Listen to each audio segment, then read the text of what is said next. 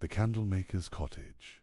The rain had been falling since just before dusk, soft and steady against the slate roof of the cottage.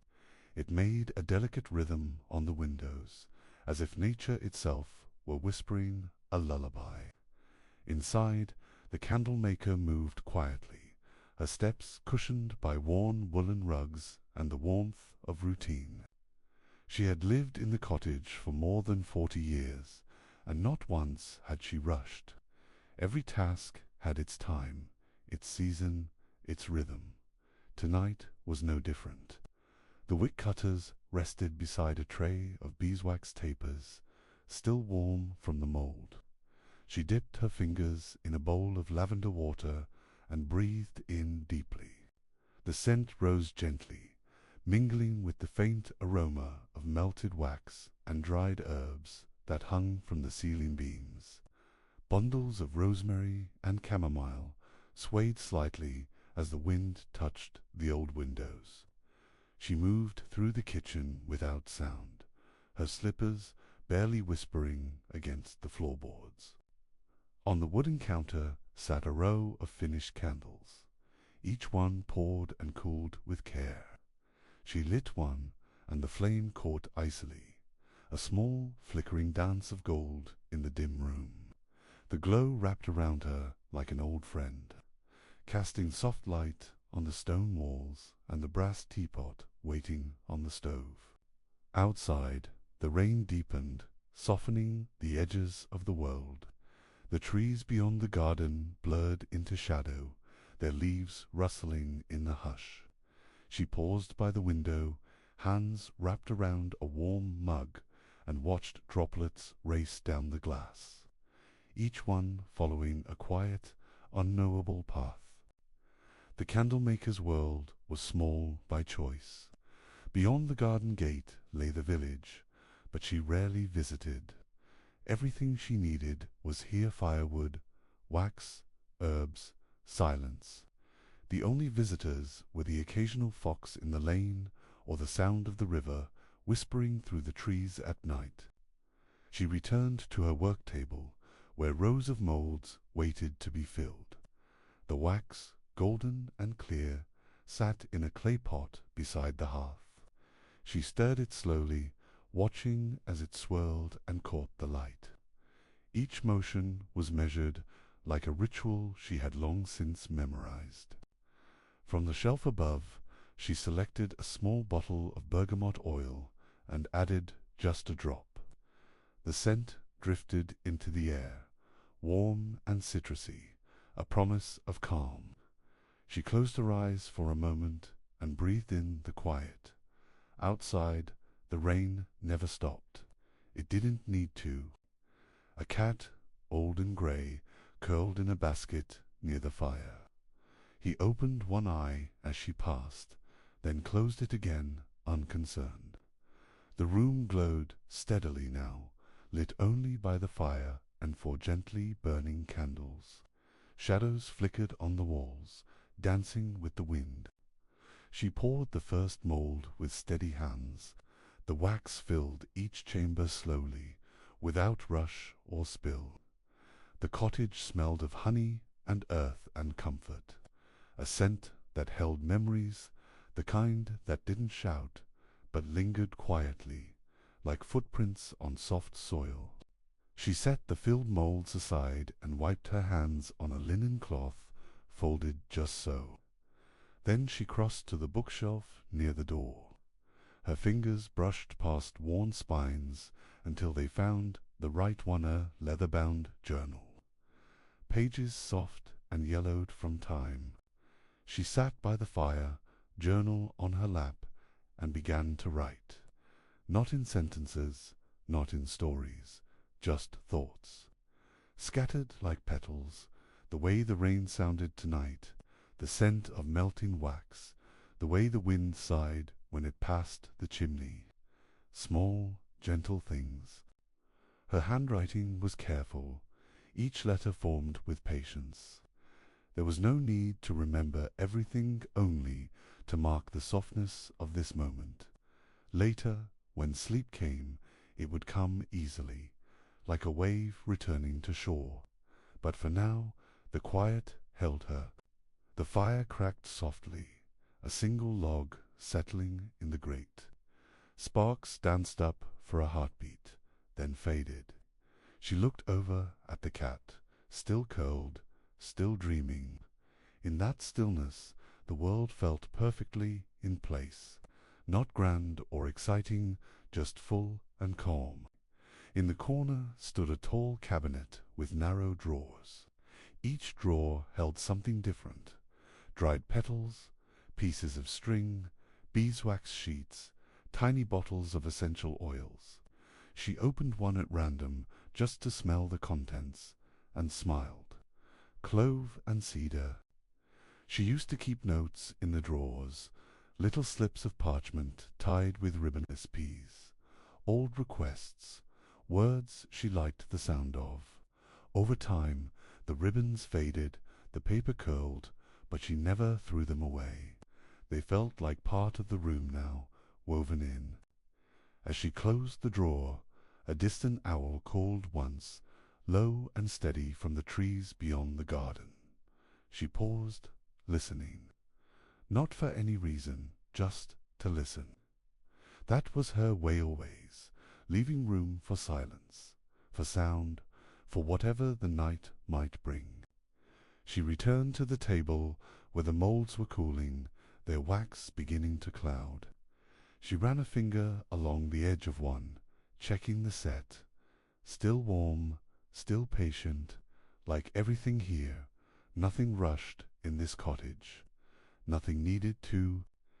The teapot let out a soft breath of steam, reminding her it was ready. She poured herself a cup and cradled it in both hands. The warmth was immediate, deep. It seemed to reach through her palms and into her chest. A simple comfort, a kind one. She carried the cup to the window seat and settled into the cushions. The rain still fell, steady as a metronome. She sipped slowly, her breath matching the rhythm of the drops. Outside, the garden blurred in the mist. Inside, the world stayed still. She thought, not for the first time, about how lucky she was to live in a place where quiet was allowed, where slowness wasn't wasteful but sacred. She had built this life one moment at a time, and each one had shaped the next like river stones smoothed by water. The shelves across from her held jars, some clear, some frosted, each labeled in her hand, each with a past. Cinnamon bark, rose hips, dried lemon peel. She could remember the day she gathered most of them. The sun, the season, the feeling in her chest. The candle beside her flickered gently, casting light upward onto the window pane. Her reflection blurred in the glass, layered with the rain outside. It made her look younger somehow, or maybe just softer, like someone in the middle of a dream. She thought of the candles she'd made over the years, thousands, maybe more. Some for weddings, some for grieving, some for the sheer comfort of light. Each one held a kind of stillness inside it, a moment captured in scent and shape and fire. Now and then she received letters from those who'd bought them, notes written in sleep-soft ink saying thank you, saying the candle had made the night less heavy. She never expected them, but always kept them stacked neatly in a wooden box by her bed. She placed the empty teacup on the windowsill and let her hands rest in her lap. The fire, the rain, the candlelight, they were enough. She didn't need music or voices or clocks. The evening unfolded on its own, the way night always does when left alone. From the far end of the room, the grandfather clock gave a low, steady chime. Not loud, not jarring, just enough to mark the hour. She didn't check the time. It didn't matter. Time here wasn't kept in minutes, but in quiet and warmth and breath. She rose and moved toward the hallway, her hand brushing the doorframe as she passed. In the hall were framed sketches, her mother's hands drawing herbs, her father's pressed flowers, small moments caught and honored. The walls held memory like skin holds touch. Her bedroom was dim, lit only by one candle and the glow from the hearth beyond. The bed was already turned down, layered in thick quilts and soft linen sheets that smelled faintly of lavender. The window beside it was open just a crack to let the night in. She stood there for a while, not hurrying, just watching the shadows dance across the floor, listening to the familiar creaks of the cottage settling for the night. Everything had its place. Everything was at rest. Even the air seemed to sleep here. She slipped off her shawl and hung it on the wooden hook beside the door. The wool was still warm from her shoulders. It would be ready for the morning, waiting without asking.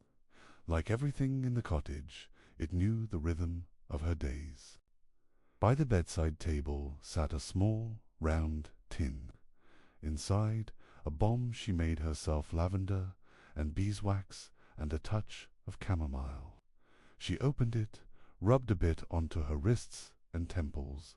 The scent, soft and familiar, felt like a slow sigh inside her chest. She eased into bed and pulled the quilt up to her chin. The cat had already settled into his usual place near her feet, a faint rumble of purring rising and falling like waves. She reached over and extinguished the candle. The darkness was complete, but not empty. Beyond the window, rain tapped its fingers on the glass. A breeze curled into the room like a quiet guest, brushing her cheek. The sounds of the night soft, honest ancient trapped around her, as real and present as the mattress beneath her and the warmth above. Her breathing slowed, matching the rhythm of the rain. In her mind there were no to-do lists, no questions, just the steady knowing that this day had been enough. The wax was poured, the tea was warm, the pages written, her quiet world complete. Sleep didn't rush her. It never had. It arrived gently, like fog rolling over hills, softening the edges, quieting the distance. She let her thoughts become less like words and more like light, flickers, feelings, shadows without weight. She pictured the candle flame still burning in the other room, though she knew she'd blown it out. Somehow, in her mind, it stayed steady and golden, like a watchful presence that would keep the night safe while she rested. Memories rose without effort, her mother's hands tying herbs with string, her father's laugh echoing across the field behind the cottage, the first candle she ever poured. Not in order, not sharp, just warm things floating just beneath the surface of sleep. The purring at her feet slowed. Even the cat had begun to dream. Somewhere outside, the wind stirred the garden gate, making it knock softly once, then fall still. It was a sound she'd heard countless times. It always came before dreams. And so, in a room wrapped in warmth and quiet, she let herself drift. The breath slowed, the body softened, the thoughts faded. In a world that often demanded noise, she had chosen the luxury of stillness, and in that stillness she slept. The rain fell through the night, sometimes heavier, sometimes light, but never stopping. It became part of the walls, part of the roof, part of her sleep. Outside, the world turned under clouds and moonlight, while inside, the candlemaker dreamed in peace. She dreamed of warm wax, poured in sunlight, of flower fields behind the cottage, bees drifting lazily from bloom to bloom, of the scent of rosemary in her hair and flower on her apron. Nothing wild, just memories softened by time. In her sleep, the clock ticked on. The fire sank lower, the coals glowed in the hearth, their warmth slowly fading but still enough, and the cat, tucked against her feet, shifted once and returned to his small, quiet dreams. The village lay still in the valley below, its chimneys breathing mist into the air. Few lights remained in the windows, a hush blanketed everything, and only the wind moved, threading its way through branches and chimneys like a lullaby. In the cottage, peace held its shape. The candle moulds had cooled, the room no longer smelled of wax, but of sleep and wood smoke, and as the candle-maker slept, the night held her gently, without hurry, without thought, just the weight of rest. Hours passed quietly, measured only by the slow dimming of the fire and the deepening stillness of night. Nothing interrupted the silence. Even the rain seemed to listen, falling with gentler steps, as if not to disturb the dreams within. Just before dawn, the clouds began to thin, and a pale light pressed softly at the edges of the horizon. The village rooftops glistened with rain, and mist rose from the fields in long, curling ribbons that drifted without direction. In the cottage, the candlemaker stirred, not awake, not yet, but somewhere between sleep and waking. Her body stayed still, but her breath shifted, touched faintly by the whisper of morning approaching on the other side of the glass. The fire had gone out. The last of the coals nestled beneath a layer of ash, their heat only a memory now, but the warmth remained in the walls, in the floor, in the quilts tucked close around her. Everything she needed was already here. She did not rush to rise. Morning could wait. In her world there was no alarm, no deadline, only the slow return of light, the promise of a new day, and the knowledge that she would wake into it gently, as she had every day before, with quiet and peace. Eventually her eyes opened not wide, just enough to see the soft glow of morning against the far wall. The rain had stopped.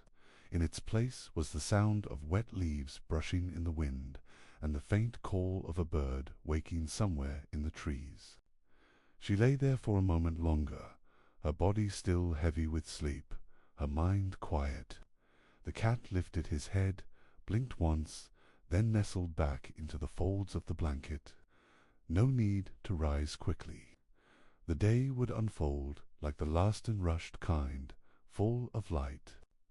When she finally stood, the floor beneath her feet was cool but familiar. Her shawl waited by the door, and the kettle, though empty, held the shape of the morning's first task. Her hands, aged but steady, reached for it with silent grace.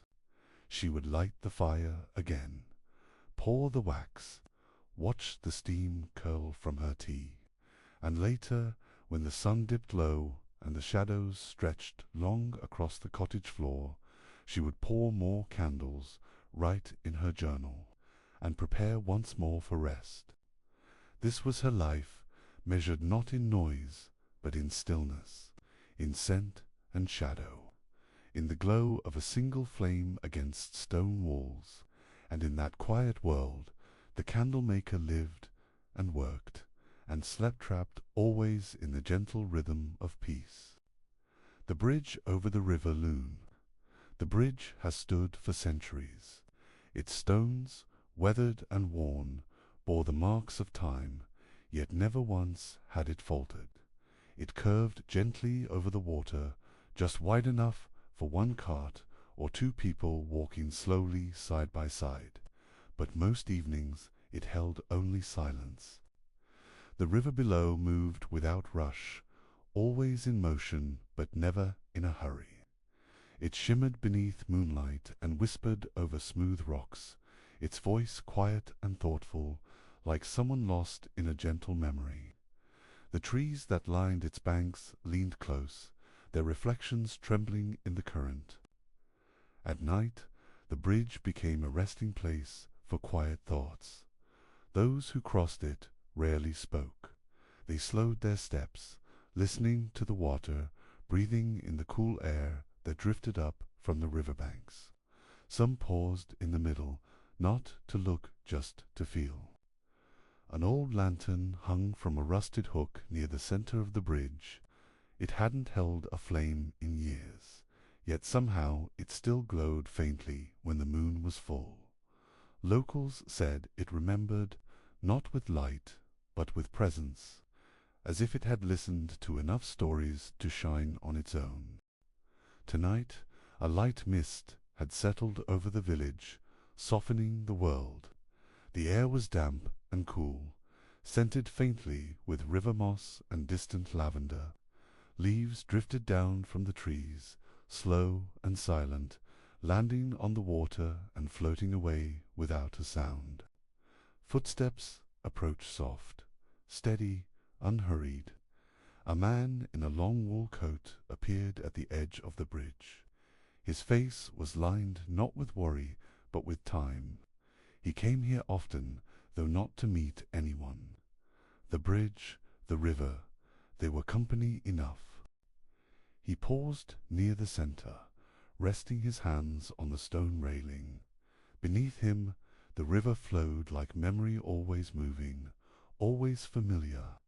He didn't speak, but the silence around him seemed to lean in gently, like an old friend listening without expectation. In the distance, the village lights blinked through the mist-soft halos behind glass windows. The man's cottage was among them, but not yet calling. He stayed where he was, letting the sound of water carry his thoughts to quieter places. He remembered being here as a boy, long before the stones were this smooth. He'd run across barefoot in summer, or sit at the edge, tossing pebbles, trying to guess where they'd land. The river had been a friend then, too patient, steady, unchanged. A breeze moved gently through the trees. The mist swirled in little spirals across the bridge. He pulled his coat tighter, but didn't shiver. The night held no threat here, only stillness, only the kind of quiet that settles in the heart when nothing is required of it. He closed his eyes for a moment, letting the breeze touch his face. It carried with it the scent of river stones, cool grass, and something floral he couldn't name. Maybe from a garden nearby, or maybe just something the water remembered from another place. The moon had begun its slow rise above the treetops, casting a silver sheen across the river's surface. It shimmered like brushed silk, rippling with the current. Small fish darted beneath, their movements creating quiet patterns just below the light. A single leaf landed near his shoe, spinning slowly before settling. He watched it without thought, his mind quiet. He didn't need answers here. On the bridge, questions felt less urgent. The river didn't solve anything, it simply listened and moved on. Behind him, the path led back to the village. Ahead, the road curved into open fields, where fireflies sometimes danced in the taller grasses. He had walked both many times. Tonight, he chose neither. He simply stayed, letting the bridge hold him a while longer. The stone beneath his hands was cool and smooth, worn down by time and touch. He wondered how many others had stood where he stood, now thinking, remembering, maybe even letting go. The bridge kept no record. It only offered its quiet space. Some nights he brought a thermos of tea and sat on the low wall, sipping slowly while the river spoke below. But tonight he had come with only his coat, his breath visible in the cool air and the soft company of mist and moonlight. He reached into his pocket and pulled out a small, stone-smooth, flat, the kind perfect for skipping. He didn't throw it, just turned it between his fingers, feeling its weight, its shape. A simple thing, real, grounding, like the bridge itself. Far downstream, a pair of ducks glided silently across the surface, their shapes barely visible. They moved without rush, making no sound but leaving soft ripples behind them. He watched them disappear into the shadows without a word.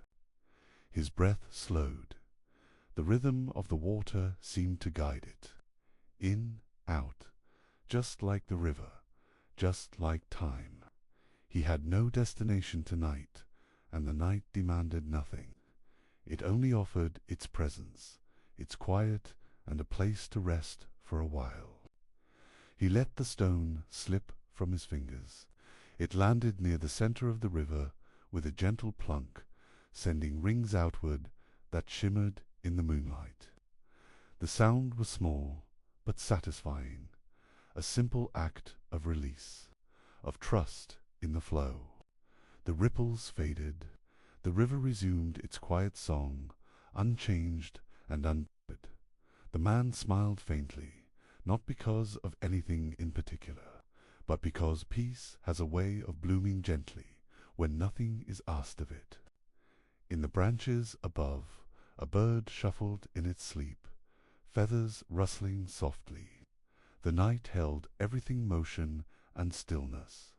Memory and now-and wove them together like a lullaby for the waking and the dreaming alike. He glanced once more down the path toward the village.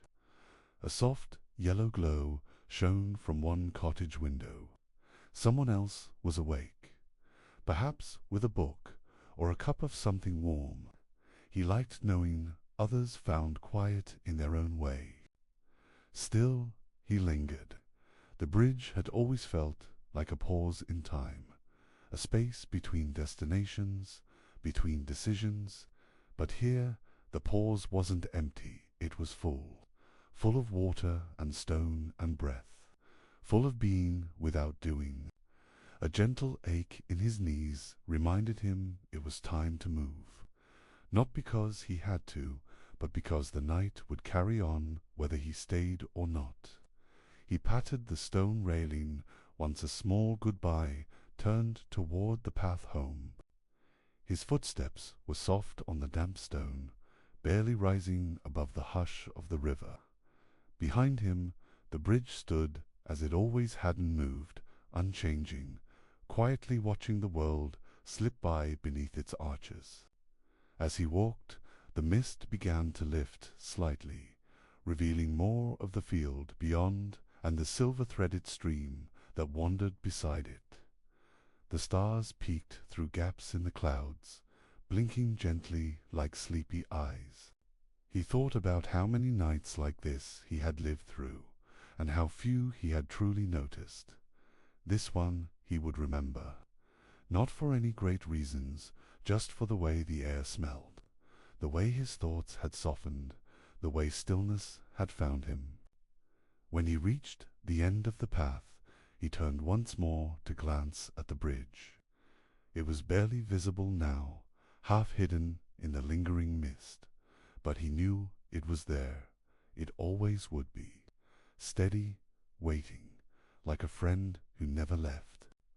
With quiet steps, he made his way back toward the glow of the village. The sound of the river faded slowly behind him, replaced by the creak of his gate and the hush of the world tucking itself in for sleep. His door opened with a familiar sound, hinges sighing in a way that felt almost like welcome.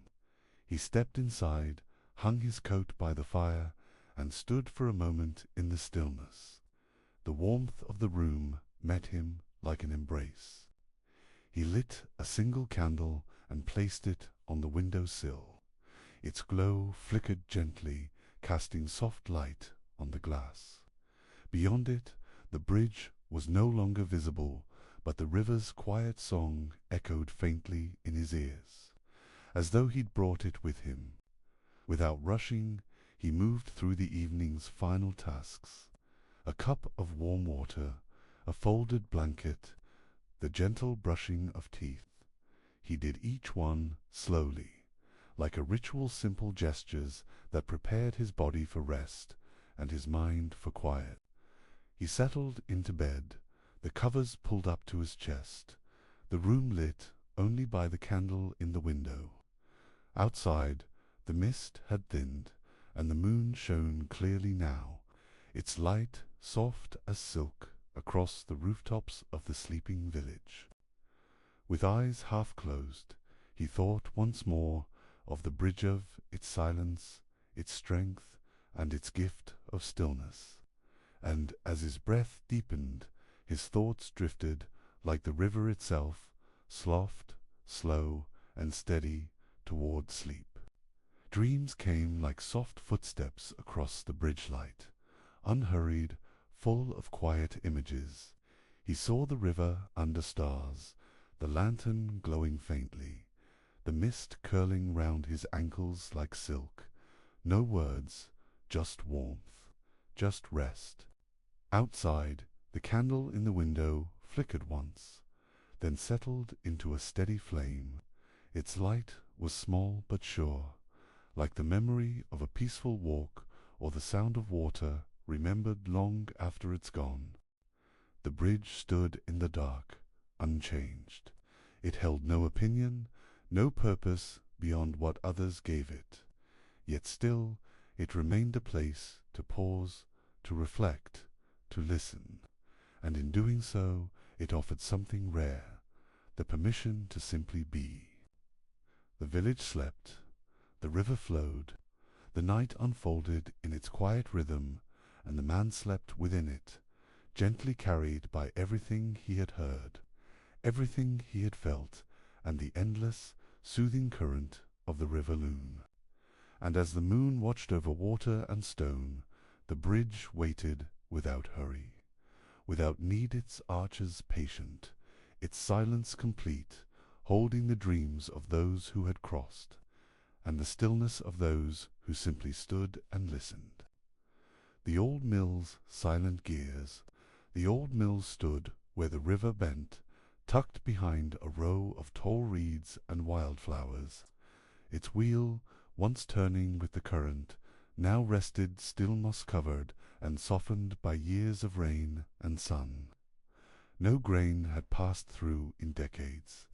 Inside, time had gathered in layers dust on beams, cobwebs in corners, the faint scent of old wood and oil long since dried. Yet the mill wasn't abandoned. It had simply learned how to sleep. And someone still came to visit it almost every evening. Her name was Elsie. She had lived in the village her whole life, and the mill had been her first job when she was barely tall enough to reach the grain sacks. Now, in her 70s, she still walked there each evening, steps slow but certain. She carried a small oil lamp, though she rarely lit it. The light from the setting sun usually spilled in through the broken slats, casting gold ribbons across the old floorboards and turning the dust into drifting, lazy stars. The door creaked the same way it always had, its hinges groaning softly in greeting. Elsie stepped inside and closed it gently behind her, as if not to wake the building. She moved with quiet familiarity, brushing her hand along the worn wooden wall. A stool waited near the window, just where she'd left it the night before. She sat without a sound, her hands resting in her lap. Outside, the river still flowed, brushing past the wheel with a hushed murmur, as though remembering how it used to turn. Elsie didn't come to fix or to change. She came to be still. The mill, long ago retired, had become a sanctuary not for work, but for quiet. Its silence wasn't empty. It was layered, rich with memory. You could feel it in the beams, the floor, the light. She looked up at the rafters where swallows once nested. Their nests still clung to the beams, though no wings filled the air now. The quiet was different than silence. It had texture like a well-worn quilt, soft, layered, known. Her eyes traced the gears high on the wall-giant teeth that once groaned and turned, powered by the river's steady push. Now they held still like old bones at rest. She didn't mind. She found peace in their stillness, in knowing they had done enough. Reaching into her coat pocket, she pulled out a small cloth bundle. Inside it, a slice of bread, still warm, and a folded napkin. She never ate much, just a few slow bites, savoring the moment. The meal made everything taste like memory. As she chewed, she listened not for voices or music, but for the language of wood and wind. The old beams creaked softly as the air shifted. The river whispered just beyond the walls, and the mill, though still, seemed to breathe in its own way. She remembered the rhythm of it, all the wheel turning, belts humming, grain tumbling into sacks. Even now she could feel it in her bones, that deep, grounded cadence, not loud, not chaotic, just the simple, honest music of work. After finishing her bread, she tucked the cloth away and stood. Her fingers reached out, brushing the edge of the great gear nearest to her. It was cool to the touch, dust clinging to her skin. She didn't clean it.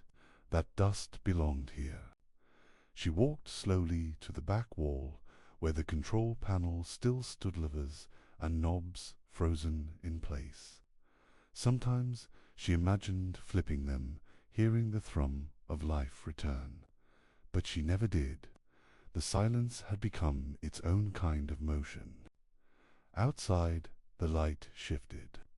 The last of the sun threaded through the cracks in golden streaks, pooling across the floor like spilled honey. Elsie stood in it, letting the warmth touch her hands, her face, her shoulders, an evening blessing. She moved to the loft stairs, each one familiar beneath her feet, though they creaked louder than they used to.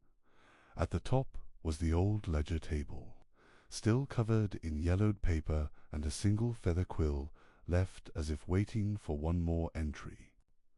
She ran a hand over the tabletop, her fingers tracing faint pencil marks and flower stains. This was where she once tallied the weight of grain, the names of neighbors, the quiet numbers that had built lives and kept winters warm. Elsie pulled over the old stool, its seat worn smooth by decades of use. She sat with a sigh, not of sadness, but of return. This place knew her. Even in silence, the mill felt like it remembered, and she remembered too gently, not painfully. From this high perch, she could see the old chute that once carried flour down into waiting sacks. Now it held only dust and light, but she could picture the clouds of fine powder, the way they hung in the air like ghostly lace. A breeze slipped in through a crack in the roof, brushing her cheek.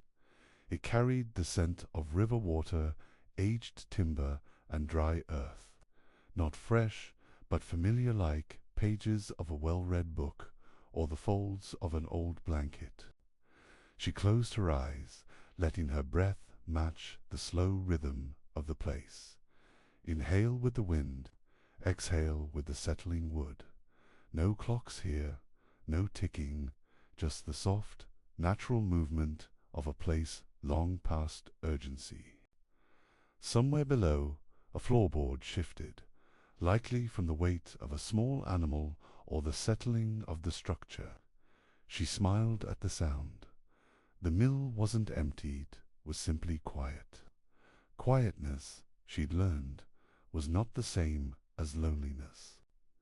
She stood again, her knees creaking like the stairs beneath her. She didn't mind. The creaks were just another part of the music.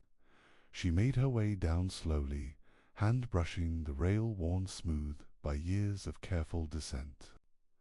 Back on the ground floor, the golden light had faded to blue.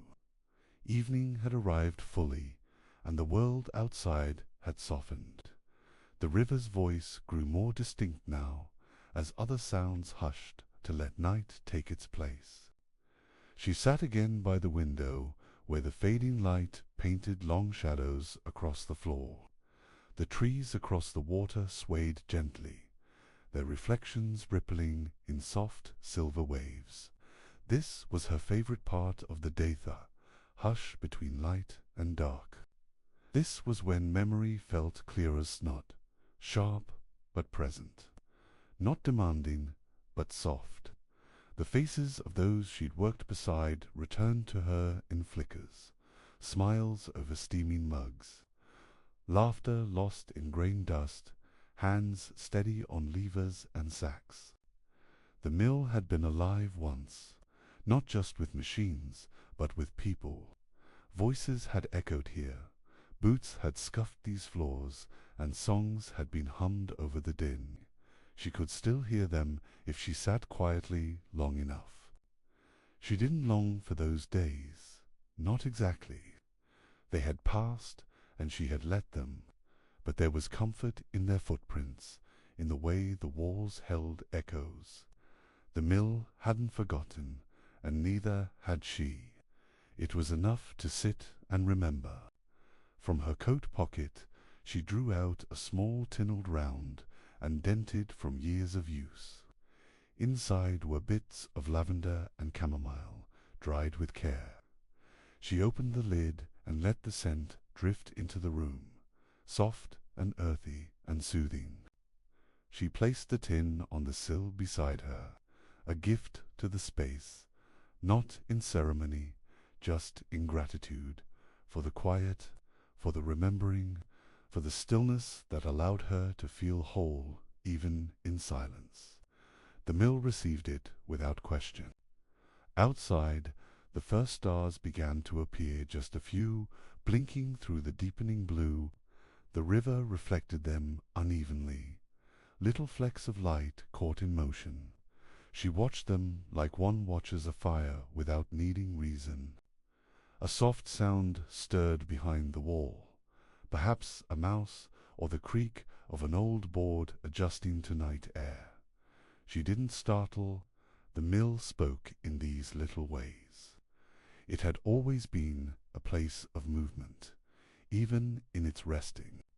She leaned back in the chair, letting her shoulders drop and her breath slow again. Her hands folded in her lap, one thumb tracing slow circles against the other. The rhythm soothed her, simple and quiet, like the turning of the wheel that once was. The light dimmed further. What was left of the day faded from the sky, and the room grew wrapped in shadows. She didn't reach for her lantern. Darkness didn't worry her. She had known it long enough to trust it. In the soft dark, the mill seemed even more alive. Its sighs, its creaks, the way it held the shape of time, it felt almost like a great creature sleeping, breathing deeply in its wooden bones. And she was not alone within it. She never had been. She thought of how many sunsets the mill had seen, how many seasons had passed across its roof, how many snowfalls had hushed its wheel, how many warm springs had brought the scent of wet earth and wild violets through its doors. Each season left something behind, the scent of hay, the pattern of rain on old glass, the golden hush of early autumn. The mill remembered them all, not in words or photos, but in its air, its floorboards, its patient, holding silence. She closed her eyes, not to sleep, but to listen deeper. The river outside, the soft stir of leaves, the sound of a world winding down. In this place, even her breath felt part of the structure, another sound the mill had learned to carry. For a moment she imagined it again, the wheel slowly turning, water rushing along its paddles. Not loud, not roaring, just working. Steady, strong. She didn't miss the labor, but she missed the rhythm, the quiet purpose, the way the gears had hummed. She whispered aloud a single line she remembered from years ago. Everything moves in circles. She didn't recall who had said it. Maybe her father, maybe the mill itself, but it felt true here, felt true in her bones. Her voice, though quiet, didn't echo. The mill absorbed it, held it gently, like it did everything else. Nothing was lost, here only softened, turned over and over until it became part of the stillness. She stood slowly, her legs a little stiff now. She moved toward the doorway, pausing with one hand on the old frame. Behind her, the shadows had deepened. Before her, the night waited, cool and calm, stars scattered like salt above the trees. Before leaving, she looked once more at the great gear by the window.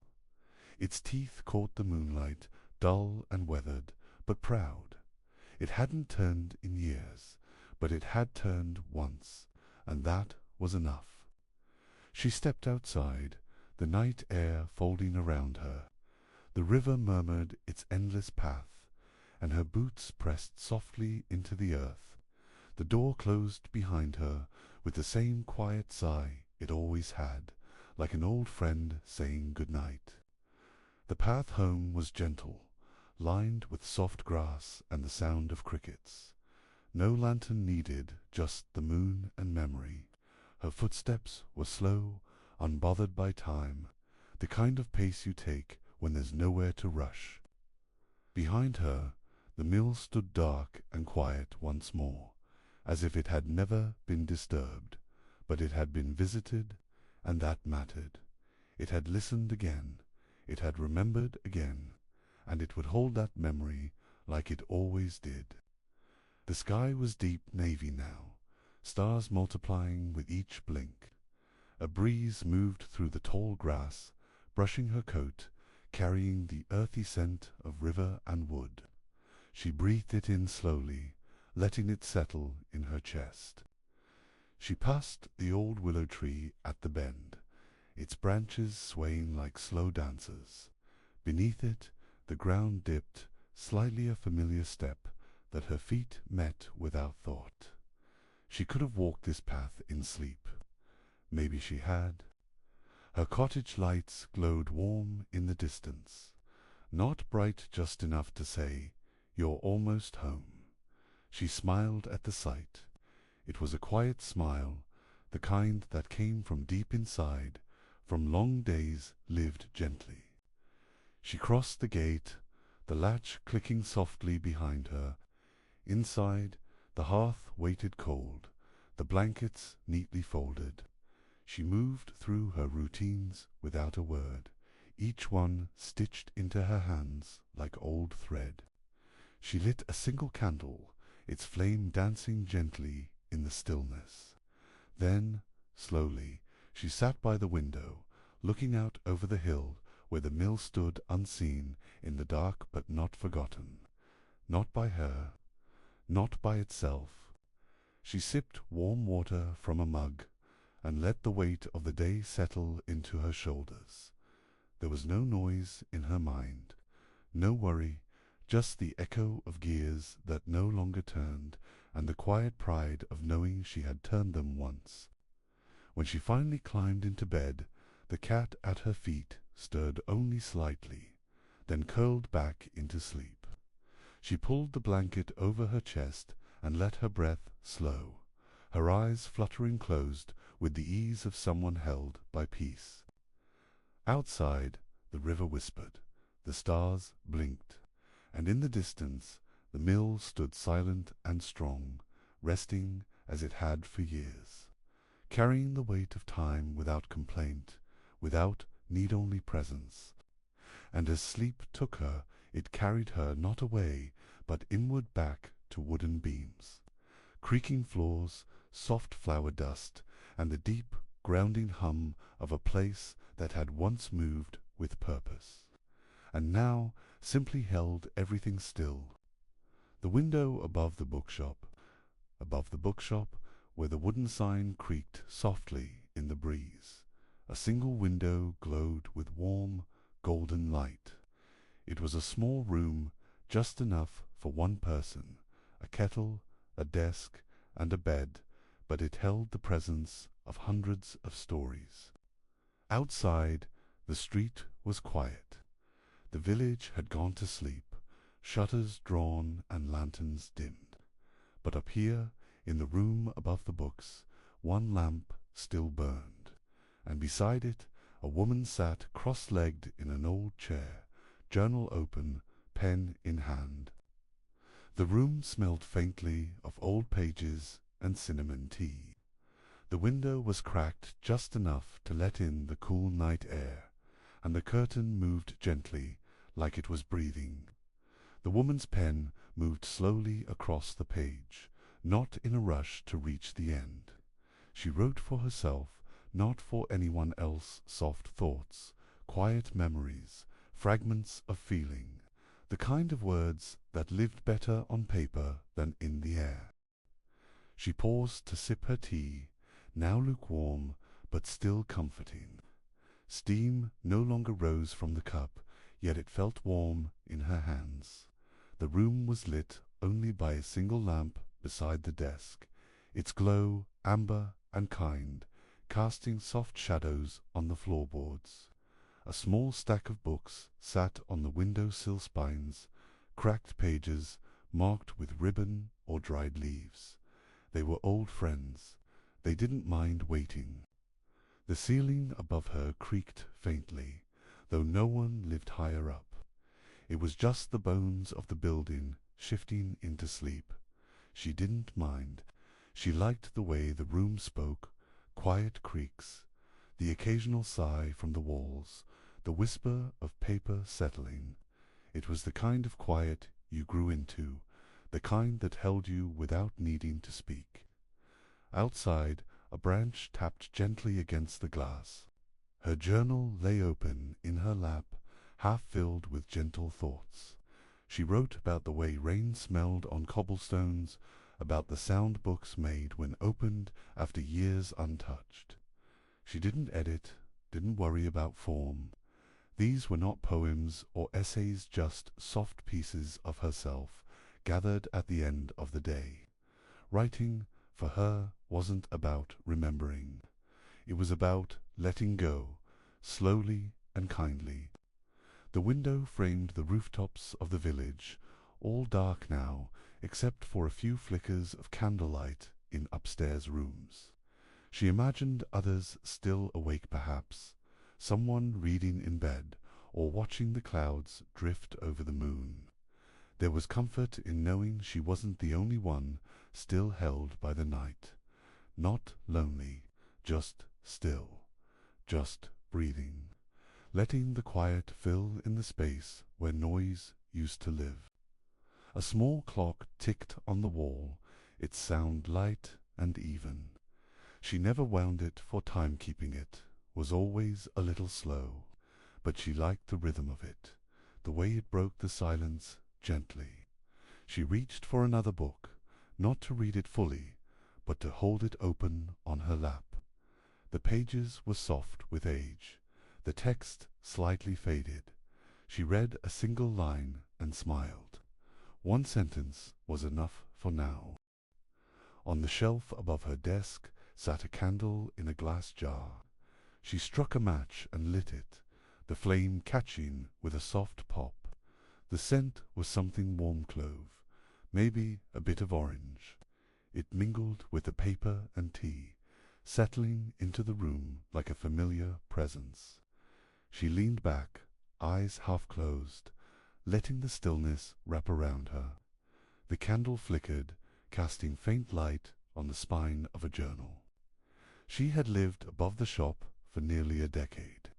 The space had once belonged to the shopkeeper's aunt, who left it filled with books, notes, tiny vases of dried flowers and curtains stitched by hand. Nothing had really changed since then, and she liked it that way. It wasn't hers because she owned. It was hers because she belonged to it. The walls remembered her just as she remembered them. The streets below were empty now. Even the cafe across the square had gone dark. She listened for footsteps, wheels, anything but the world outside had quieted completely. It was a kind of silence she loved most, not absence, but presence. The hush that held things gently. She rested her hand on the window frame, feeling the faint chill of the glass. The night was cool, but not cold just enough to soothe. She thought about writing letters she'd never send, words meant only for the page. To old friends, to people she once loved, to versions of herself that existed only in memory. The idea comforted her. Not everything needed a reply. Some things were just meant to be released, like the breath she let out slowly, now fogging the glass, then fading. She picked up her pen again and wrote only a few quiet lines. A soft creak from the bookcase drew her eyes across the room. The wood was old, and sometimes it shifted when the night grew damp. She liked to imagine the shelves stretching in their sleep, exhaling after a long day of holding so much weight. Her gaze moved across the titles, some classics, some obscure, a few gifted by strangers. She liked the way the spines leaned on each other, like companions. The kettle clicked off in the corner. She had filled it earlier, forgetting she'd turned it on. She rose, slow and deliberate, and padded across the floor in wool socks. The kitchen was small, barely more than a corner, with shelves and a narrow counter, but it held everything she needed. She poured the water into her mug and added a pinch of dried chamomile.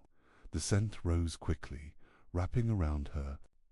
She carried the mug back to the chair and held it close, both hands wrapped round the warmth. She didn't drink right away, just inhaled.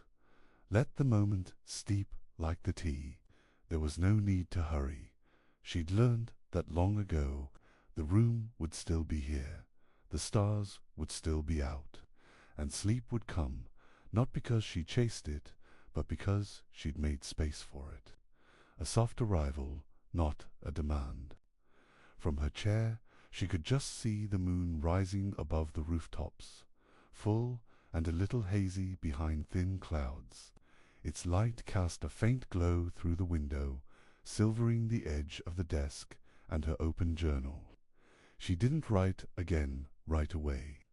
Sometimes it was enough just to sit still and notice the world continuing without effort. The moon did not ask to be seen. It simply rose. A gentle breeze moved the curtain again, slower this time, like the room was exhaling.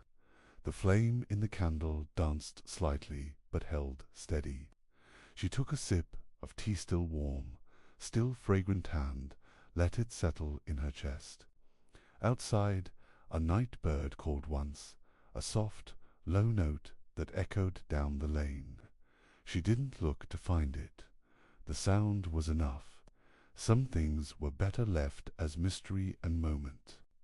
She leaned back, eyes drifting toward the bookshelf once more.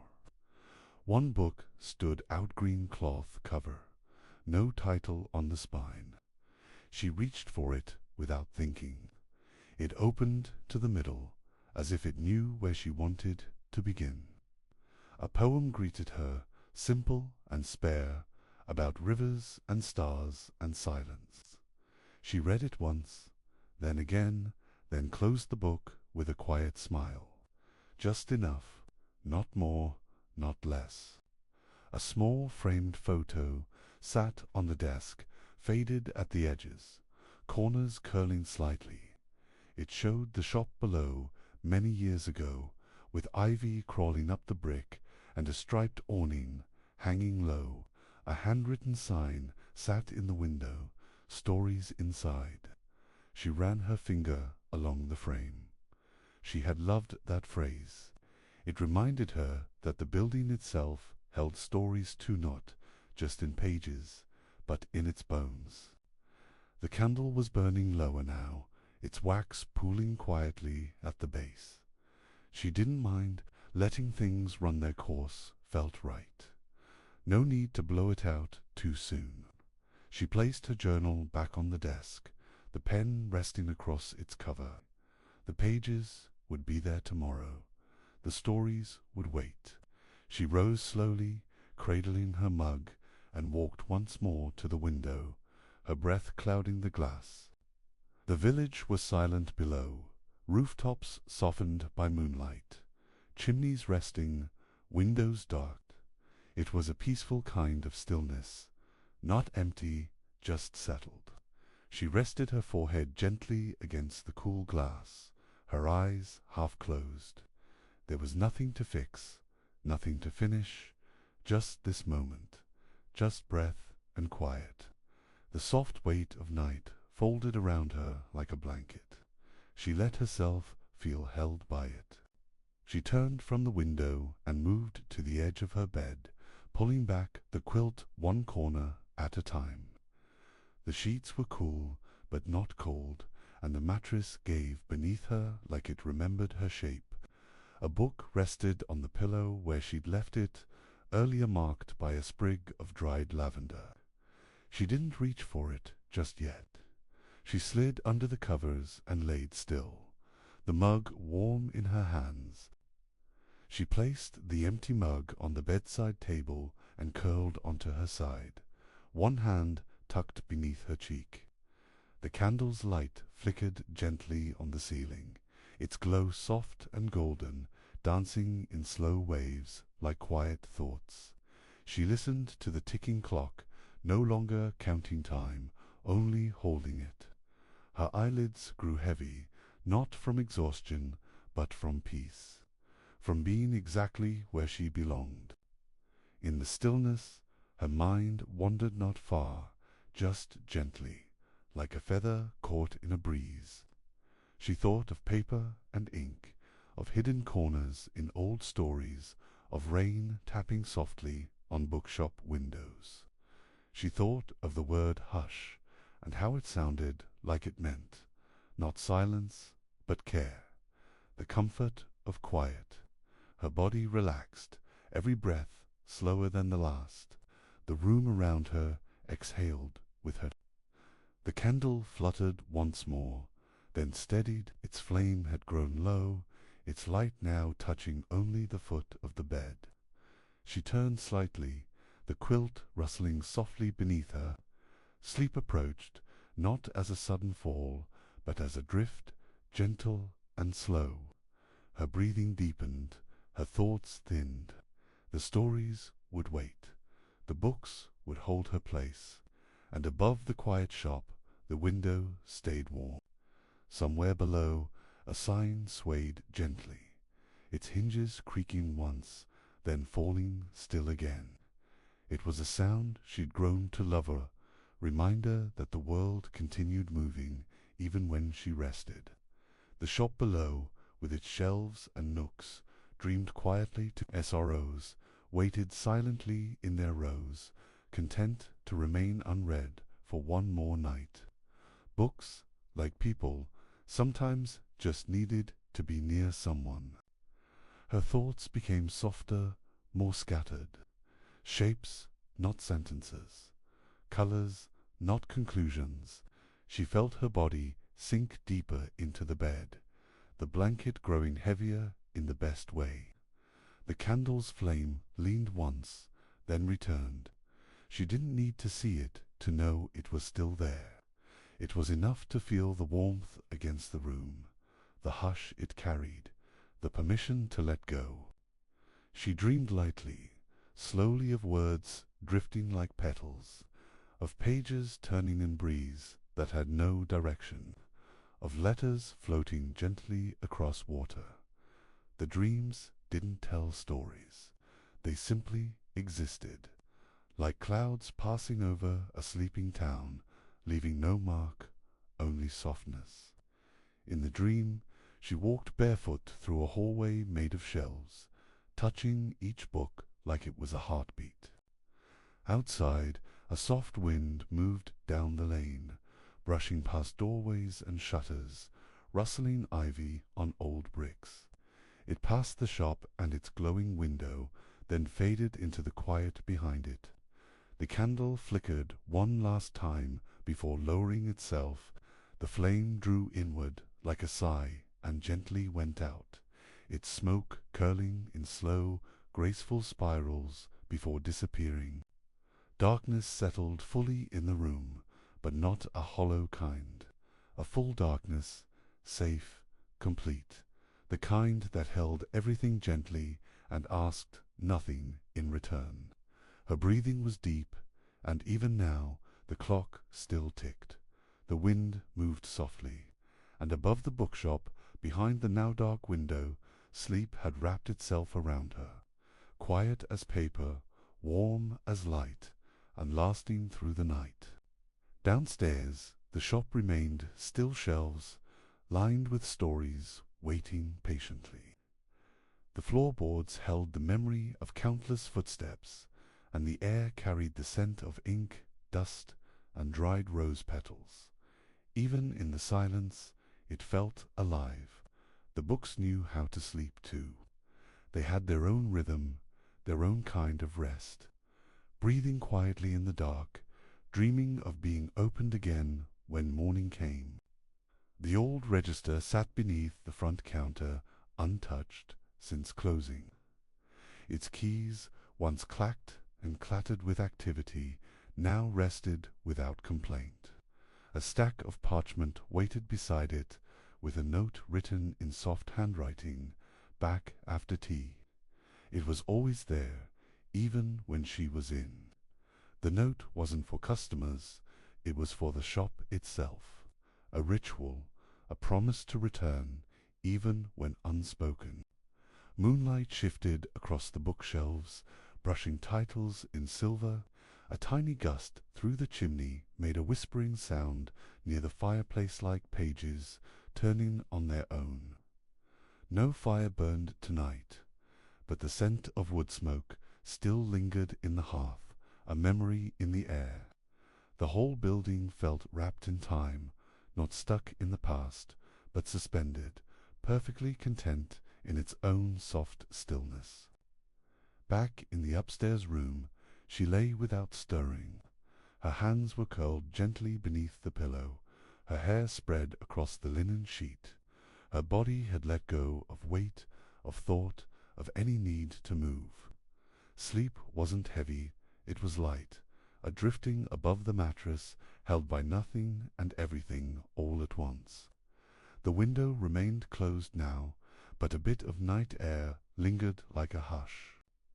In her dream, the shop was open not to customers, but to starlight. Beams of moonlight wandered in through the windows, illuminating pages that turned themselves. No voices, no footsteps, just soft paper sounds and the occasional sigh of a spine opening wide. She stood behind the counter, watching, not speaking. It wasn't a dream of doing, it was a dream of witnessing, of simply being near magic. The dream shifted like mist, becoming softer, more abstract. She wandered between shelves that stretched into darkness, each lined with glowing books. When she touched a cover, a sound would play, a bell, a breeze, a quiet laugh. None of it frightened her. It all felt known, as if she'd dreamed it before. The shop in her mind moved like the sea fluid, endless, gentle, filled with pages and peace. Back in the waking world, the room above the shop remained untouched.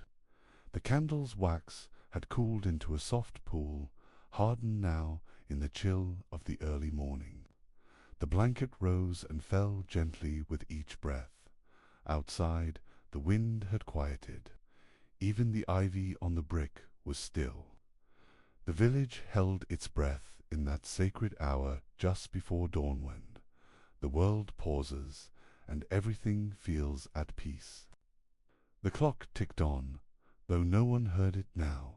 It was a kind keeper of time, never loud, never insistent. It simply moved forward, second by second, like a whisper. The pages of the journal remained open, ink dried mid-thought, as if waiting for the next line to arrive when she did. Nothing rushed her here. Not the room, not the hour, not the stories. Everything waited with quiet patience. Outside, the horizon hinted at change.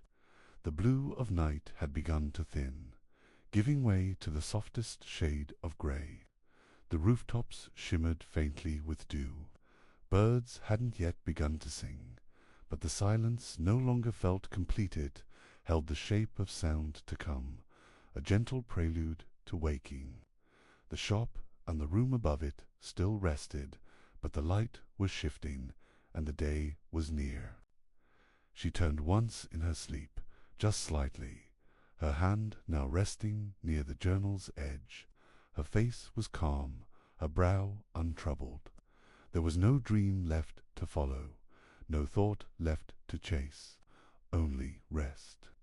The kind of deep, unshakable sleep that comes when you are exactly where you're meant to be, wrapped in stories, warmth, and the quiet company of your own stillness. The sky outside turned lighter by degrees. Stars faded behind soft clouds, and the rooftops turned from blue to grey to gold. Somewhere a door creaked open, and the first stirrings of morning began their quiet rise, but the shop below stayed closed, its stories asleep, and above it the window remained dim. No movement yet, no rush. The world knew how to begin slowly, and so did she. Her breathing remained deep and steady, untouched by the changing light. The quilt had slipped slightly from her shoulder, and the cool air touched her skin, but she didn't stir.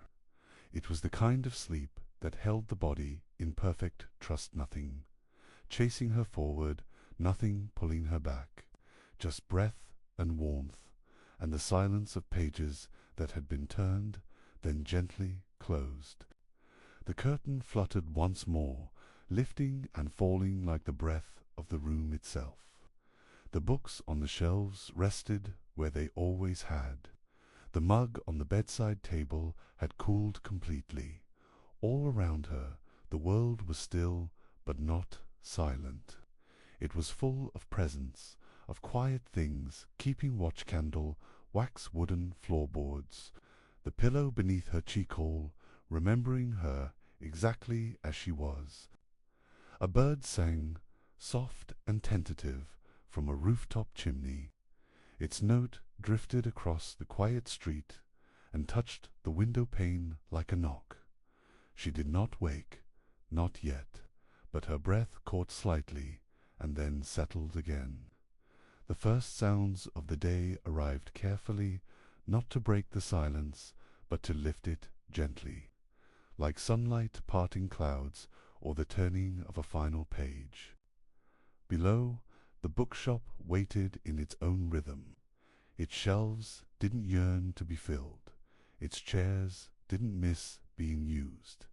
It simply held space for stories, for time, for people. The walls, thick with the scent of paper and wood, did what they always had, cradled the stillness between lives, held the quiet between words, and turned each day into something soft and sacred. The awning outside still bore last week's rain, dried in uneven patches. The shopkeeper's sign remained still in the morning breeze, swaying faintly but making no sound. The door remained locked. It always opened late on Sundays. There were no rules posted, just a rhythm to be honored. Those who knew the shop knew the rhythm, and they waited for it the same way the village waited for light. The smell of rising bread from the bakery drifted through the square now, mingling with the early warmth of sun on stone. The streets began to soften at the edge of shutters.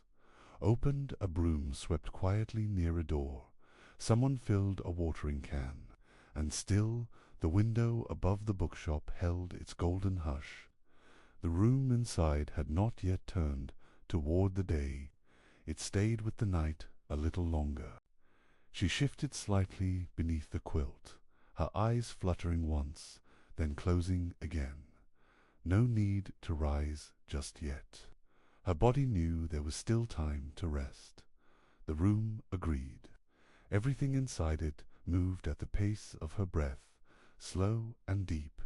Her journal waited on the desk. Her story would continue later. Morning didn't demand anything here. It only offered a hand, softly extended.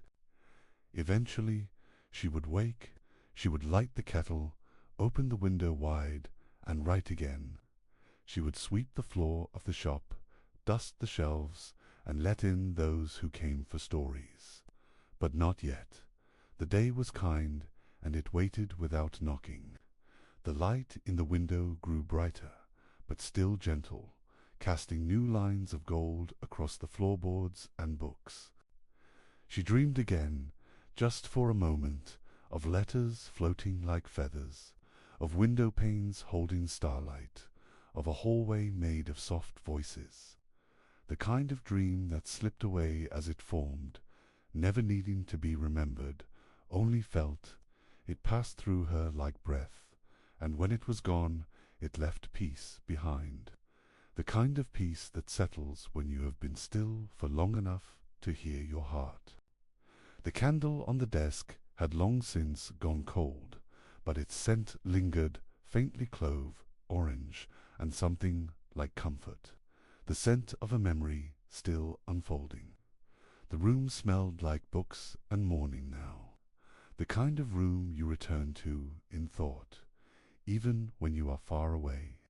It stayed exactly as it was, not out of habit, but out of love for the quiet it offered. Footsteps passed on the cobbled street below, slow, soft, unhurried. A dog barked once in the distance. The day had arrived, but it did not rush in. It entered like a familiar visitor, welcomed without ceremony, and above it all, the room stayed tucked in stillness a little longer, caught in that rare moment where sleep and waking shared the same breath. There was no alarm, no clang, no call to action, only the weight of the quilt, the breath in her chest, the warmth of a bed that knew her shape. She opened her eyes slowly, saw the soft light on the ceiling, and smiled not out of excitement, but from the quiet joy of returning to a life she had shaped gently, one slow morning at a time. She would rise, stretch, begin again. She would step down the stairs and unlock the shop door. She would speak little, listen often, and let the day unfold like a page. But for now she stayed in bed a little longer, watching light move across her room like a story being told without words, only warmth and patience and grace. And so the window above the bookshop remained still, glowing gold in the early light, a quiet room filled with paper, breath, and rest. A story paused mid-sentence, a candle that had burned itself out in peace, and inside someone waking slowly to a world she had written herself into line by line, day by day, without ever needing to rush. The bakery at dawn's edge, at the far edge of the village, where the cobbled road gave way to dew-covered fields. The bakery stirred before the world did. Its chimney sent a thin ribbon of smoke into the fading night, and behind its wooden shutters a warm orange glow flickered against the dark. Inside, the air was thick with the scent of rising dough and wood smoke. The oven, an old stone giant built into the back wall, crackled softly with a fresh stack of logs. It had been baking bread longer than anyone in the village had been alive, and it did so with quiet pride. Clara, the baker, moved through the quiet space with slow familiarity. Her apron was dusted with flour before the sun even touched the horizon. She didn't need to look at the clock. Her hands knew the rhythm by heart. First the loaves, then the rolls, then the pastries, folded gently like morning wishes. Everything had its place, and nothing was ever rushed. The bakery was a place of patience. She lit 2 lanterns above the work table and watched the warm light settle across the wooden countertop. Outside, the fields were still dark, mist curling around the fence posts. Inside, time stretched long and slow and soft. Clara rolled the dough with even pressure, her palms moving like they were whispering to the bread. She didn't speak aloud. The bakery didn't need words. It needed care. A gentle hum escaped her lips, an old tune, half remembered from her grandmother's kitchen. The sound filled the space like steam rising from tea. She shaped the dough into rounds, then into braids, then into quiet little spirals meant for the window display. The oven cracked again behind her, ready to receive its first tray. Clara opened the door, and heat greeted her like a friend. The tray slid into the oven with a soft scrape, and Clara closed the door gently, sealing in the warmth. She wiped her hands on a folded towel, then leaned on the counter for a moment, listening. The wood crackled, the dough rose. The whole bakery seemed to breathe. It was too early for footsteps or chatter. This was her favorite hour, the time when the world hadn't yet woken, and everything waited in peace. She moved to the front window and lifted the wooden latch. The pane creaked open, letting in the crisp breath of morning. Mist curled through the air like ribbon. The street was still empty, save for one street lamp humming softly and a stray cat curled beneath the bench. Clara rested her elbows on the sill, eyes on the sky. The first hints of light gathered on the horizon like butter spread thin on bread. Returning inside, she passed shelves lined with jars, honey cloves, dried figs, cinnamon sticks, the scents mixed in the air, wrapping around her shoulders like a shawl. She reached for the cinnamon and opened the lid. The smell pulled a smile from her. Some ingredients held memories so strong they spoke louder than words. Cinnamon always reminded her of winters, warm mittens, and quiet laughter. She measured carefully, folding the spice into a new batch of dough, her fingers dusted in flour and warmth. Behind her, the oven let out a soft breath. The first loaves would be done soon. She reached for the kettle and set it on the iron hook above the hearth. Tea would help carry her through the next few hours. She chose chamomile today, something gentle, something to match the mood of the morning. A faint knock echoed from the back door to taps, then pause, then one more. She knew the rhythm well. It was Thomas, the farmer from down the lane, come early to trade milk for fresh bread. She wiped her hands, opened the door, and greeted him with a quiet nod. No words were exchanged, just a smile, a jug of cream, and a warm cloth-wrapped loaf. Some kindnesses didn't need conversation to be felt. Thomas tipped his cap and disappeared into the morning mist, his boots silent on the damp stones. Clara closed the door gently and placed the jug on the counter beside her tea. She poured a small splash into her cup, stirred once, then left the spoon resting inside. The warmth rose up to meet her, both from the mug and from the oven behind. She sipped slowly, her breath sinking with the stillness. The scent of baked bread began to fill the room, thick, sweet, grounding. Clara moved to the oven and opened the door with a soft creak. The golden loaves sat proud and round, their tops split gently like smiles. She reached in with practiced hands and lifted the tray, placing it on the counter where the steam curled upward like fog. The warmth kissed her cheeks. The day had truly begun now. She placed the loaves one by one on a wooden cooling rack, listening to the soft crackle as their crusts adjusted to the air. That sound, barely audible, was one of her favorites. It was the bread speaking back, telling her it was done. She ran her hand above them, not touching, just feeling the heat. The room, filled with the scent of butter and earth, glowed gold beneath the soft lantern light. A small clock above the pantry ticked softly, but Clara didn't watch it. She had always baked by light and feeling, not by numbers. She kneaded a new batch of dough on the floured counter, folding it inward with slow, steady hands. Each movement was deliberate, her touch neither hurried nor tired. The dough responded in kind, growing smooth beneath her palms, warm with promise and patience. Outside, the mist began to lift. The village rooftops appeared in outlines, their chimneys dark against the softening sky.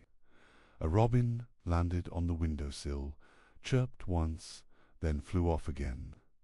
Clara watched it go, then pressed her thumb gently into the dough, testing its spring.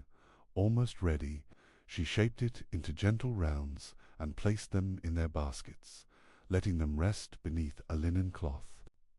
She moved to the front of the shop, unlocked the door, and flipped the small wooden sign to read "Open Soon." The bell above the frame chimed softly as it swung. She didn't expect a line, not yet. Most in the village knew her rhythm and gave the morning its space. Still, the gesture mattered. It was a quiet welcome, a promise that something warm waited behind the door for anyone who might need it. She returned to the back, poured herself another half cup of tea, and leaned against the counter, eyes on the rising dough. Outside, a few windows across the street blinked to life. Light spilled from curtains, water flowed in kettles. The village stretched and stirred. She liked imagining others in their own routines, socks pulled on slowly, bread toasted, a child's sleepy yawn muffled by a quilt. The next batch of loaves went into the oven with the same care as the first. The fire welcomed them without fuss, a steady pulse of heat that gave back more than it took. Clara closed the door, then turned to prep the day's pastries. Apricot jam, dark chocolate curls, walnut crumble. She lined up her tools, each one with a handle worn smooth by time. Nothing here was new, but everything worked. Flour dust floated in the air like early snow. She folded the dough gently over the filling, tucking the edges with care. These pastries would sit in the front case, catching the first beams of sunlight, their golden tops inviting. She thought about the children who pressed their noses to the glass, choosing the one with the shiniest glaze. She smiled quietly to herself and began brushing them with egg. A breeze moved through the open window, carrying in the scent of the field beyond the green, early sun smell of wet grass and awakening soil. It mingled with the scent of baking bread, creating something that felt like comfort made real. Clara paused to breathe it in. In that moment, she didn't think about what came next. There was no list in her mind, only heat, air, and the soft exhale of morning. The first tray of pastries went into the oven, their folded seams snug with filling, their edges brushed to a gentle shine. Clara wiped her hands, folded the towel, and leaned near the window to watch the light. Sunlight now crept along the tops of hedges and fences. Birds fluttered from rooftop to branch, their wings cutting soft lines through the lifting mist. The world was fully awake, but still calm. The bell above the shop door chimed once. Clara turned, unhurried, and stepped into the front. It was Mr. Lune, the schoolteacher, always the first customer on Thursdays. He gave her a small nod and looked toward the bread rack. "Still warm?" he asked. She handed him a fresh loaf wrapped in cloth. He smiled, left coins on the counter, and stepped out again, cradling the bread like a quiet treasure. More footsteps followed, slow and staggered. Neighbors trickled in, one by one. A mother with 2 sleepy children, an older man in need of rolls for his stew, a young couple whispering over which jam tart to share. Clara moved with grace between shelves and trays, her voice soft, her hands practiced, the bakery filled with low voices and the rustle of paper bags. No rush, just warmth passing hands.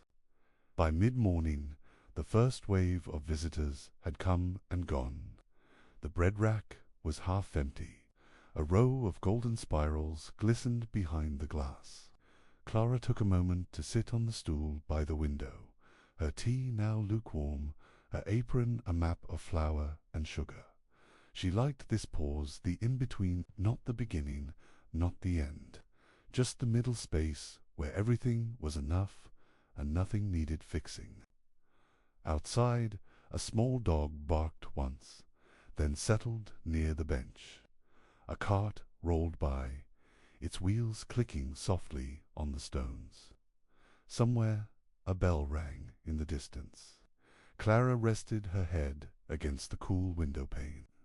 She watched the quiet patterns of the day unfold, the way sunlight touched the brick wall across the street, how the ivy waved in the breeze, how time moved without asking for attention. She stood again and checked the oven. The last tray of pastries had puffed up perfectly aged golden, tops just beginning to crack. She removed the tray and let the scent spread through the room like a ribbon, butter, sugar, and something softly sweet. She arranged them on the display rack with care. Each one looked like a little sunworm, bright, ready to be chosen. No 2 were quite the same. A child entered the shop with coins clenched tightly in her fist, eyes wide as she approached the counter. Clara leaned down, meeting her with a kind smile. The girl pointed at a cinnamon bun, and Clara wrapped it gently in waxed paper. She gave it to her with both hands. "Still warm," she whispered. The girl grinned, gave a quiet thank you, and skipped out the door, bun held like a secret. Moments like that stayed with Clara. Small exchanges, simple kindnesses passed without noise. They filled the bakery's corners like sunlight collecting on a countertops oft and lasting. She didn't write them down, didn't need to. The memory lived in her hands, her breath in the way she folded parchment and tied twine. She moved through the space as if everything she touched could remember her. The day continued without fanfare. She stacked cooling racks, swept flour from corners, folded linen cloths. The room was quiet again, but not empty. Each sound knife on cutting board, kettle whistling, door creaking, was a note in a song only the bakery knew, the kind of song that never ended, only paused for breath. Clara hummed as she worked, her voice as soft as the dough she shaped. She pressed her palm into the last batch, watching the imprint slowly rise back into place. Satisfied, she laid each loaf into its basket, covered them, and wiped the counter clean. Outside, clouds passed across the sun, throwing moving shadows on the street. A breeze carried in the scent of lavender from the nearby garden. Clara paused, eyes closed, and simply breathed. The whole moment held still. From the back room, Clara retrieved a small wooden box. Inside were recipe cards written in faded inksum in her own hand, some in her mother's, and a few in her grandmother's looping script. She turned one over slowly, running her thumb along its corner. Apricot scones. She didn't need the recipe anymore, but she read it anyway, as if the words themselves added flavor to the memory of the dough. She set the card aside and began preparing the ingredients. Butter cut into flour, sugar sprinkled like soft snow, apricots diced small and golden. Her hands moved with purpose, but never haste. Each action was part of something larger, rhythm not taught, but remembered. It wasn't just baking, it was caretaking. Each bowl and tray and folded edge was a quiet offering to those who would taste it. The doorbell rang softly, and a young man entered, his shirt dusted with paint. He bought 2 croissants and left with a nod, paintbrushes sticking out of his coat pocket. Clara watched him go, wondering what he would paint today. She liked thinking about where the bread went, who would eat it, and what kind of morning it might brighten. Her baking didn't travel far, but it reached deep. She wrapped the scones in cloth and placed them on the back shelf to cool. The oven was off now, resting after its early work.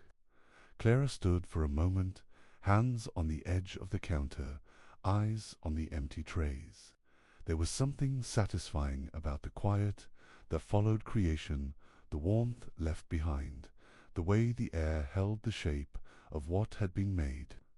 The bakery exhaled slowly with her. Outside, the day had grown full. The street was busier now, but still gentle. Children laughed near the square. A cyclist passed with a basket full of herbs. From the window, Clara watched it all, her tea steeping beside her. She didn't hurry to drink it. The steam rose slowly, just like the sun had hours ago. Everything had unfolded in its own time, and that, she thought, was enough for today. She took her tea to the bench outside the shop, apron still dusted in flour. The wood was warm from the sun, and the breeze carried the scent of bread even out here. She sipped quietly, one hand wrapped around the mug, the other resting on her lap. Across the street, someone swept their doorstep in small, practiced strokes. Life moved slowly in the village, but it never felt still, just calm. A child waved as she passed, holding a small bag from the bakery in one hand and her mother's fingers in the other. Clara waved back. The gesture didn't need words. Most didn't. She finished her tea and leaned back against the wall, letting the sun warm her shoulders. She could feel the gentle weight of the day settling in. The work was mostly done. The ovens were quiet. Everything had found its place. She stood slowly and returned inside, placing the empty cup by the sink. The kitchen held a quiet hum, like it was still remembering the morning. The last of the loaves cooled on the rack, steam barely visible now. Clara wrapped each one with soft cloth and twine, readying them for pickup. Some would go to the cafe, some to neighbors, some to those who paid in stories rather than coins. As she worked, she thought about the first time she'd baked in this kitchen. Her hands were younger then, her movements unsure. The oven had intimidated her. The dough didn't always rise, but over time she learned not from books, but from listening to the dough, the heat, the silence. The bakery had taught her how to wait, how to soften, how to bring things to life gently. She pulled a small notebook from the shelf and jotted down a few thoughts-new ideas. Old memories, the way the scones turned out softer with lemon zest. She didn't write for a cookbook or a reader. She wrote to remember, to mark time. Each note was a little breadcrumb, trail back through mornings like this one. The ink dried as she smiled softly, then closed the book and tied it shut with ribbon. The sunlight shifted through the front windows, now stretching long across the wooden floor. The scent of baked goods still lingered in the air, but it was quieter, now more memory than presence. Clara placed the last wrapped loaf in its basket and wiped down the counter with slow, circular strokes. It was a kind of farewell to the morning. The flour had settled, the fire had cooled, peace remained. She untied her apron and hung it on its hook by the door. The fabric still held the shape of her hands, the rhythm of her work. Her clothes beneath smelled faintly of cinnamon and firewood. She brushed a strand of hair from her cheek and looked round the room once more. Everything in its place. A quiet pride bloomed in her chest, not loud or showy, just the warmth that follows honest effort.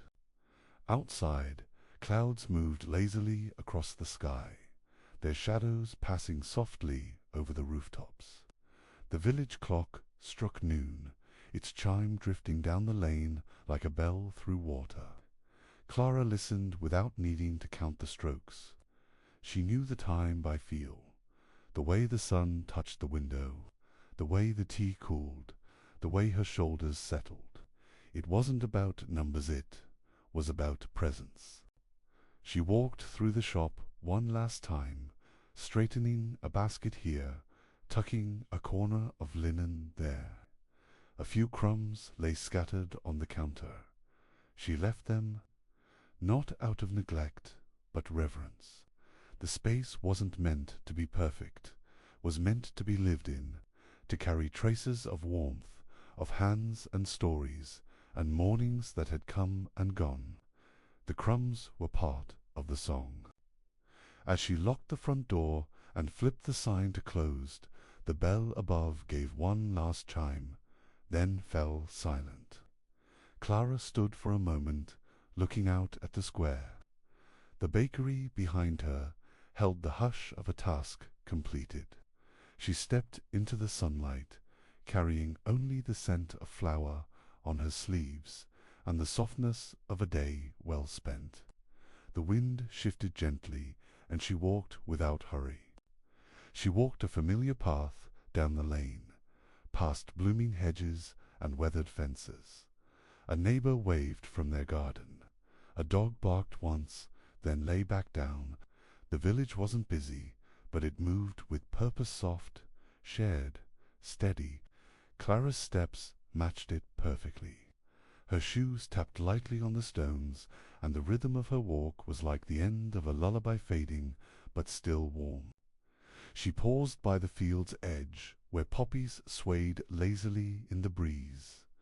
Bees hummed nearby, slow and drowsy with pollen. Clara picked a sprig of rosemary from the fence line and rubbed it between her fingers.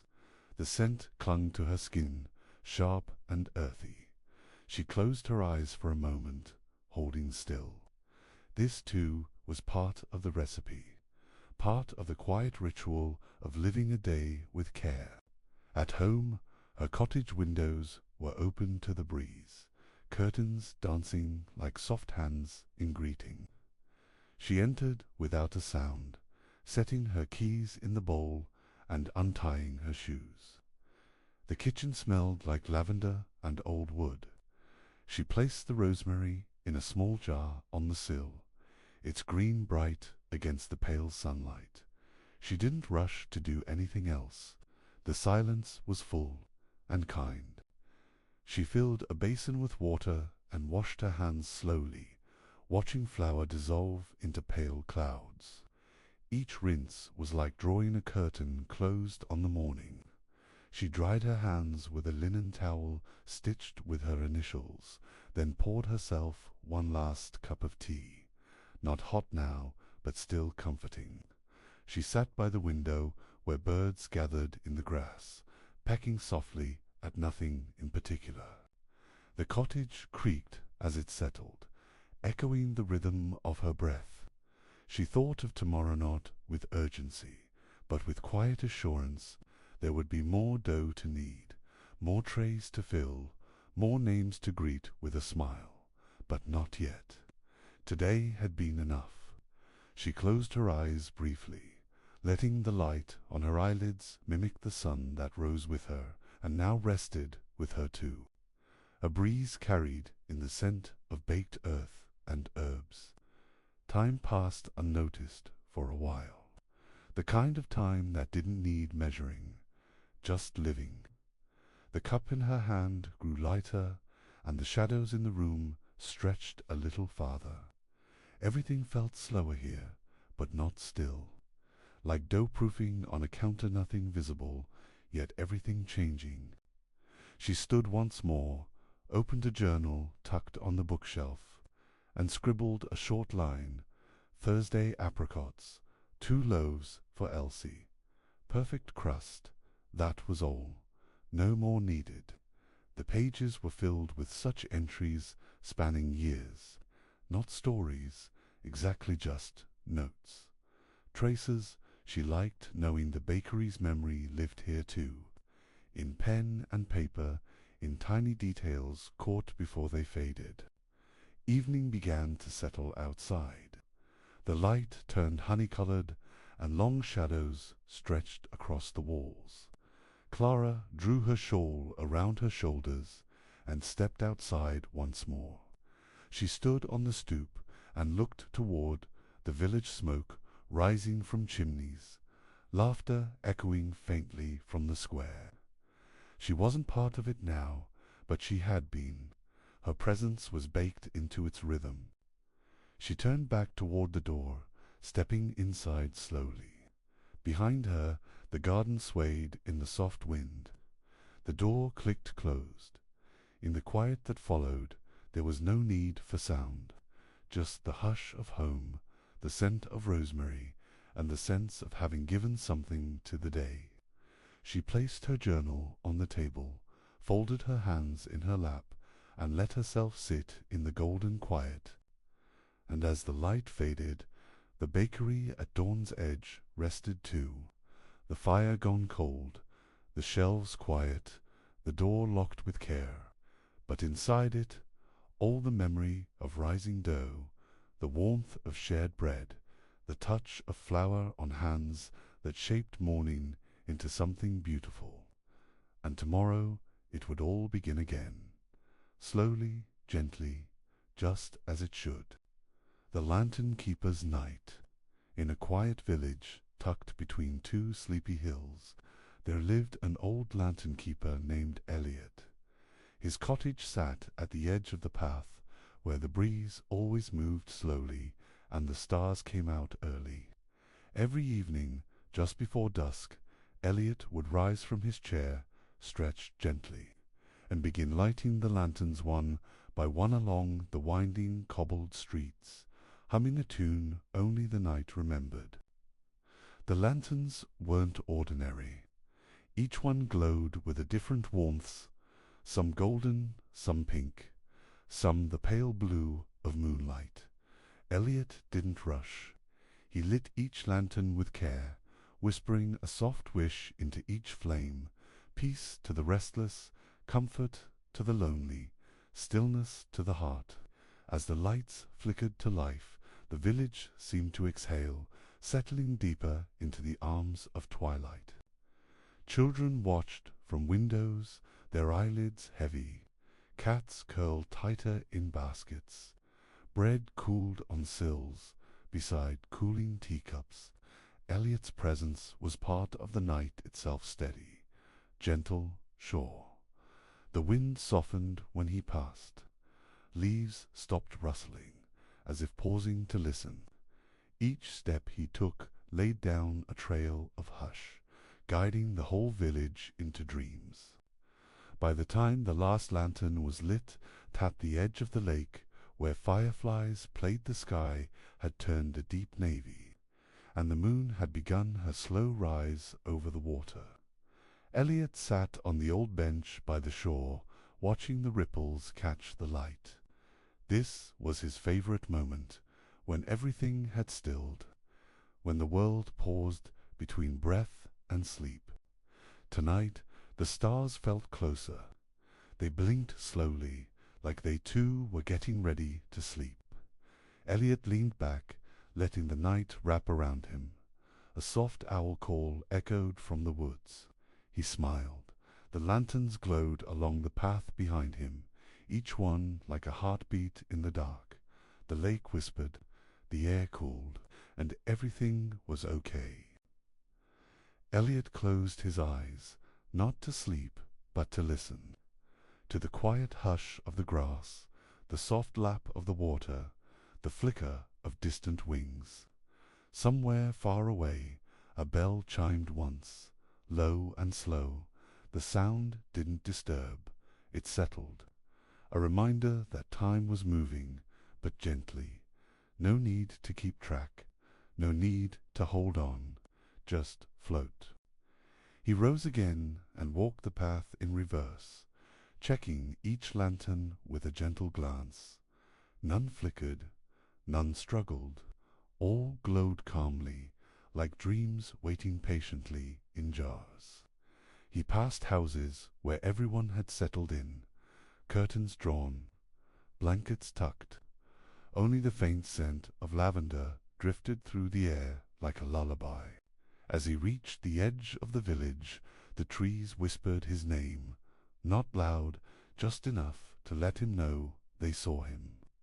He tipped his cap and continued on, past the garden gate, past the bakery's chimney, past the bench where a stuffed rabbit sat every night. Forgotten by day, remembered by the stars. Nothing was out of place. His cottage door creaked like it always did just once, then hush. Inside, everything waited.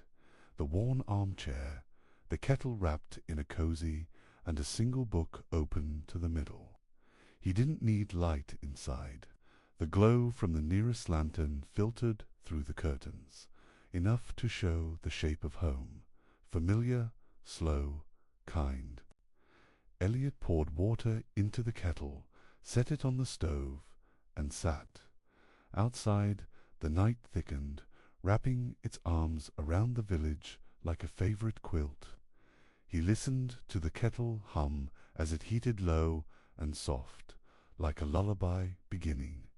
No urgency, no sharpness, just the rhythm of sleep getting closer, the rhythm of breath slowing. The kettle whistled gently, never loud. Elliot poured the tikka mamile, steeped with mint and let it warm his hands. He took small sips as the quiet folded deeper around him. No clocks ticked here, no footsteps passed, only the creak of the chair as he leaned back, the crackle of settling wood, and the sound of his own breath, steady and slow like the tide. He didn't read the book tonight. Some nights called for pages, others for stillness. He simply sat, watching steam rise from his cup, each wisp disappearing into the hush. His eyes grew heavier. The lanterns outside shimmered gently through the curtains, each one like a hush held in glass. Elliot smiled, knowing sleep was close. There was nowhere else to be, nothing else to do. He stood once more just to peek outside. The village slept, peaceful and wrapped in warmth. Windows dark, doors closed. Even the cats had stopped their wandering. He whispered good night to the wind, who responded with a small, cool kiss on his cheek. Then he shut the door gently and returned to his chair, letting the last sip of tea cool between his fingers. His eyelids drooped, his arms loosened, the cushion beneath him molded just right familiar from 1,000 evenings before. The lanterns outside would stay lit until morning, their flame steady, their glow soft. Elliot's work was done. His body knew it. His thoughts slowed until they no longer formed sentences, just soft impressions, drifting like feathers. He imagined floating, not flying, just weightless and warm, held by the sky. He imagined curling into the clouds, the way a cat might curl into a sunny spot. He felt the night cradling him. He let go of his breath a little longer. The chair creaked once, as if sighing with him, and then fell still. His tea cooled forgotten, but it didn't matter. Sleep had arrived. Outside, a lantern flickered not, out just a soft flutter like a dream shifting. The wind moved gently down the path, checking on doors, tucking in branches. The moon rose higher, bathing rooftops in silver. Stars blinked slower now. The whole village was resting. Even time itself seemed to take a break, pausing between seconds so everything could sleep. In the darkness, soft shapes moved. A moth drifting past a window, a leaf curling deeper on the ground, a dream slipping quietly into a child's mind. All around, the lanterns glowed on, keeping watch. No harsh light, no noise, just the feeling of being held like a hand around yours, like a blanket that breathes. It was a perfect night for sleeping. Elliot, now fully asleep in his chair, breathed in slow rhythm. His hands rested gently on his chest, rising and falling like the lake's surface. The warmth of his final thoughts, something about a younger self chasing fireflies, lingered faintly. He didn't stir, he didn't dream wild things, just colors, just comfort, just calm that stretched into stillness. And when morning would eventually arrive, the lanterns would quietly dim, knowing their job was done. The village would stretch, the bread would rise, and Elliot would open his eyes slowly, without alarm, but for now the world stayed wrapped in its nighttime hush. Every heartbeat matched the rhythm of sleep. Every corner whispered rest. So if you ever feel the weight of the day press too hard, imagine Elliot walking down a lantern-lit path, humming softly, lighting one gentle flame after another, each one a little pocket of peace, each one a signal that it's safe to slow down, to soften, to sleep. The lanterns glow, still, somewhere. Maybe just outside your window, maybe inside you now. The village that slept with the stars, nestled in a wide valley, surrounded by slow hills and sleepy trees. There lay a village called Lune. The roofs were round, the paths were mossy, and every window glowed with a candle after dusk. The village moved on its own time. No clocks, no alarms, just the sun, the wind, and the sound of soup simmering in kitchens as evening stretched into night. As twilight arrived, the villagers began their rituals. Curtains drawn, bread cooled, crickets sang softly outside open windows. In the center of the village was a round square where a fountain whispered and benches held stories. No one spoke loudly. Even the laughter sounded like a yawn. The whole place knew how to rest, and did so with grace. Old May, the baker, always left a candle in her window and a cinnamon roll on the sill for dreams passing through. Tom, the gardener, covered his flowers with soft blankets of netting so the petals wouldn't get cold. A child named Nevie set her stuffed rabbit on the roof each night so it could watch the stars and report back in the morning. The village didn't have street lights. Instead, they had dream lanterns hung from tree branches and porches, filled with oils that flickered blue and gold. They gave off no heat, just warmth, a softness you felt in your chest. Fireflies often came to join them, blinking in slow rhythm as if syncing their glow with the beat of the sleeping town. Down by the stream, the weaver's cat, Bramble, padded softly along the stones, checking that all the looms had stopped humming. Even the water slowed at night, curling gently around stones as if settling in. The stars overhead grew bigger somehow, leaning down just enough to touch the rooftops. The sky watched the village with quiet affection. In one small cottage, an elder named Lune lit a special incense lavender with a hint of smoke and memory. He told stories to the wind, and the wind listened. Tonight he whispered of a fox who found a bed made of leaves and dreamed of music. The breeze carried his tale across the thatched roofs, through cracks in shutters into sleeping ears. The village clock tower never struck midnight.